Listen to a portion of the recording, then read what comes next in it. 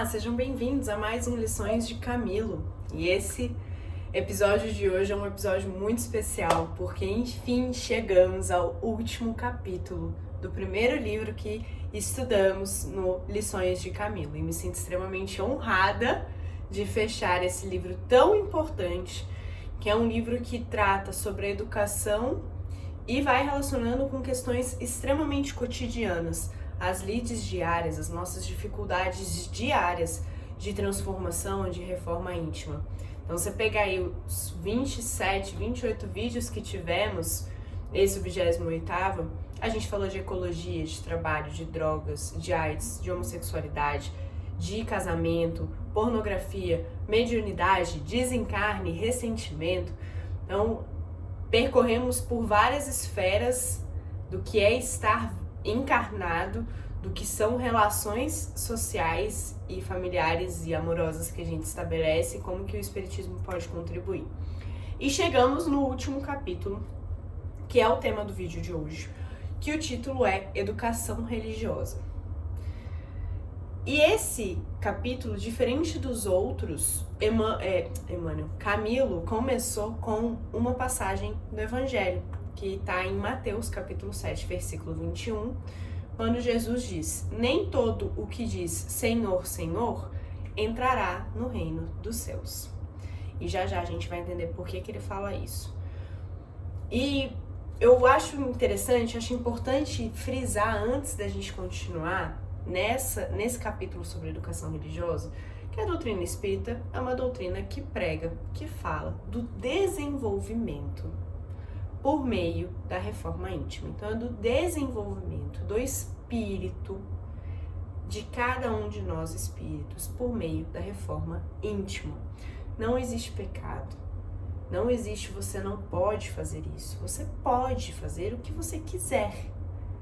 Mas os nossos comportamentos têm consequências. E a gente precisa avaliar onde é que a gente vai chegar. Se a gente está dentro da visão da ótica cristã, a gente entende que Jesus é o nosso modelo e guia. E a gente tenta se aproximar dele o máximo que a gente pode. Entendendo que a caminhada é longa, é árdua, a gente vai cair, a gente vai errar. E isso faz parte desse processo de desenvolvimento. O que Camilo vem nos contar é que vários equívocos interpretativos foram feitos ao longo da história das religiões, pelas religiões, e isso contribui para que a população, para que os espíritos continuem, mantenham a ignorância, e é uma ignorância que escraviza, é uma ignorância que nos mantém nos patamares mais inferiores. E ele já começa argumentando que a religião tem por missão arrebatar as almas das torpezas mundanas para a luz celestial. Então, olha que profunda a missão que as religiões têm: arrebatar as almas das torpezas mundanas para a luz celestial. E o que ele diz é que muitas religiões desviaram o caminho. Ao longo da trajetória da humanidade, elas desviaram esse caminho. E ele nos diz depois que a religião verdadeira, em sua mais profunda expressão espiritual, deverá ser apta a produzir o maior número possível de homens de bem, consoante informar os excelsos benfeitores da humanidade ao notável Allan Kardec. Isso está no Livro dos Espíritos, essa fala dos espíritos. Então, olha só, a religião verdadeira, ela deve ser apta a produzir o maior número possível de homens de bem. Ou seja, a gente vai trabalhando, a gente vai desenvolvendo para que cada um de nós seja do bem. Dentro das suas falhas, a gente vai tentando se reerguer, a gente vai tentando se reconstruir, se observar para fazer diferente. O que acontece? A gente fez uma confusão de que religião é o mesmo, é muito próximo de movimentos e sistemas exteriores. O que significa isso? Enquanto confundirem religião espiritual com os movimentos e sistemas exteriores, as massas persistirão enganadas no campo das suas relações com a divindade. É isso que Camilo nos traz. E aí ele explica por quê. Esses movimentos e sistemas exteriores, eles estão mais conectados a questões materiais, questões mundanas, e não com questões divinas e espirituais superiores, que é o que a religião tenta pregar. Então a gente vai fazendo essa confusão e isso vai nos mantendo enganados no campo das relações com a divindade. O que é isso? Como que a gente percebe isso?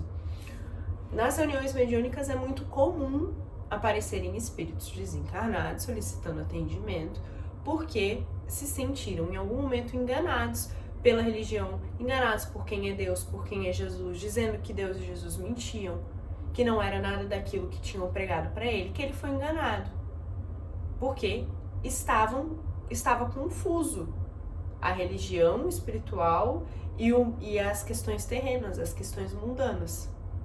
E nisso o espírito se sente enganado na sua relação com a divindade.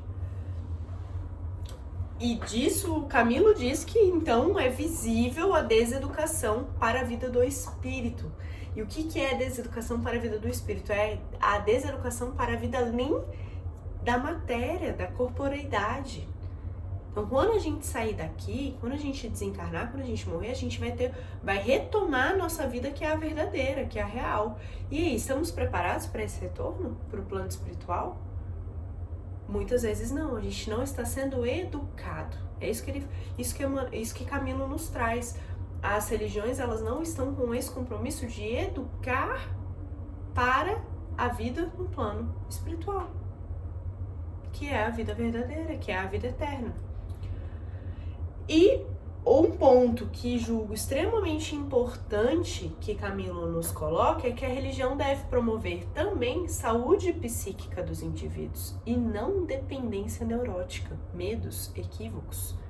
Isso é tão importante porque a religião ela não tem que ser uma mordaça, ela não tem que ser algo impositivo, mas ela tem que promover a saúde psíquica das pessoas. Ela não tem que atuar pelo medo, mas pela conversa, pelo exemplo de que existe algo maior para que a pessoa possa trabalhar a saúde psíquica dela.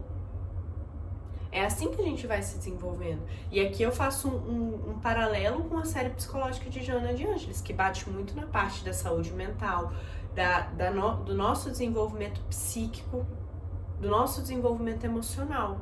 E faz leituras muito interessantes acerca do Evangelho e dos ensinamentos do Espiritismo.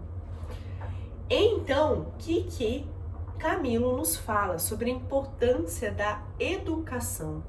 O que é necessário, né? Esse livro é sobre educação em diferentes esferas, mas o que ele nos traz é que é preciso educar a massa para o discernimento. E aí a gente volta na passagem do Evangelho no começo. Por que ela foi colocada lá? Por quê? Quando a gente fala do Senhor, Senhor, não basta porque é fácil a gente ter palavras bonitas, é fácil a gente pregar o Evangelho, a gente recitar passagens, a gente falar de ensinamentos. Mas e aí, a minha fala e o meu comportamento estão conectados?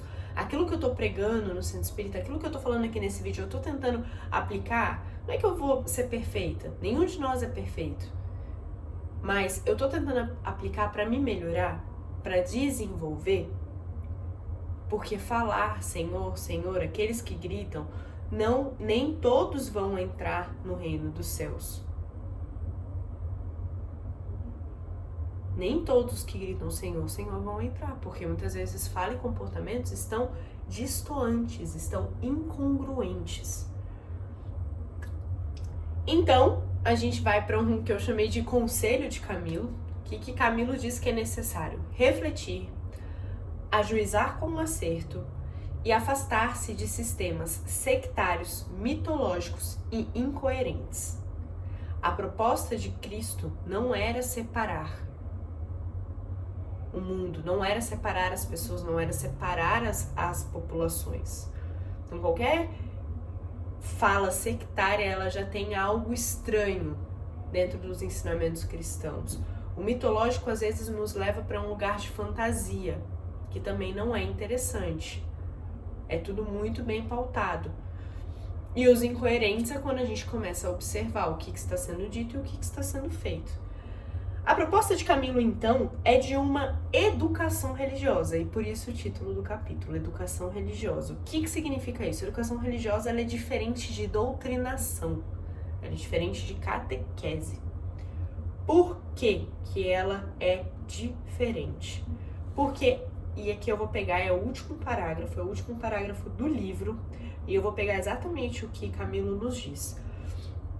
A educação religiosa deverá desenvolver a alma humana para que ela aprenda a viver no mundo sem ser do mundo, tornando-se ao longo dos dias cooperadora autêntica do Celeste Pai, onde esteja, com quem esteja, como esteja, demonstrando hábitos de saúde ética, equilíbrio moral, nos continuados exercícios do homem de bem, firmando-se para o inadiável encontro com um Cristo que, por agora, ainda se acha adormecido em cada um.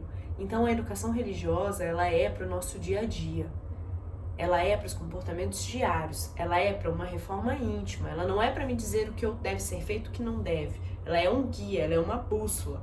E mais do que isso, ela vem nos ensinar, e essa frase de Camilo é muito forte, aprender a viver no mundo sem ser do mundo. Então como que eu vivo nesse mundo de matéria, sem me deixar absorver e sem perder de perspectiva que isso aqui é transitório? Esse é o nosso grande desafio. E a educação religiosa vem para isso. Porque muitos dos conflitos que a gente vive aqui têm causas anteriores. Muitas das questões que a gente vai encontrar aqui, elas vão existir aqui, mas existe um algo muito maior. Muitos dos momentos em que a gente se sente desamparado, sem saber para onde correr, sem saber para onde ir, quando a gente tem uma educação religiosa, a gente lembra que existem benfeitores, que existem pessoas, que existem espíritos nos apoiando, nos cuidando. E aí a gente consegue respirar um pouquinho mais aliviado e se encorajar para a nossa missão, para a nossa caminhada. Então a proposta é uma caminhada, é uma reforma diária e gradativa, sem ser impositivo, sem ser sectário, mas integrando, que era a grande proposta de Cristo. Que a gente possa, então, fazer uma educação religiosa. E desde pequeno, essa educação religiosa, Camilo coloca, ela tem que acontecer desde a mais tenra idade. Então, para quem já é pai e mãe, tá aqui me assistindo, precisa, desde pequenininho, criar o hábito dos filhos, dos netos, das crianças, estarem em contato com a religião. No seu tempo, do seu modo, no seu ritmo, mas é importante que isso aconteça. Fechamos esse nosso primeiro livro com essa grande lição de educação religiosa, extremamente importante, e a gente espera encontrar vocês no próximo livro, na próxima edição do Lições de Camilo. Fiquem com Deus e obrigada pela atenção.